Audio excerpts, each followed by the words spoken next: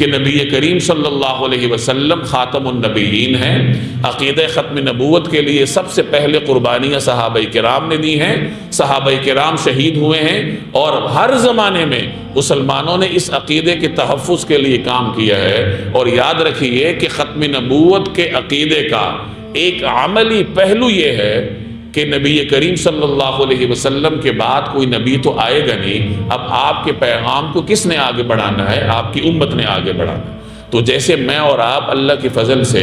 عقیدہ ختم نبوت پر ایمان رکھتے ہیں، تو وہاں ہمیں پھر اس کے عملی تقاضوں کو بھی پورا کرنا ہوگا کہ جناب نبی کریم صلی اللہ علیہ وسلم کے لائے ہوئے دین پر پہلے خود عمل کرنا ہے اور پھر آگے دوسروں تک پہنچانا ہے۔ جیسے آپ نے فرمایا کہ آگے پہنچاؤ چاہے ایک آیت ہی کیوں نہ ہو، تو گویا تبلیغ ہم میں سے ہر شخص کی ذمہ داری،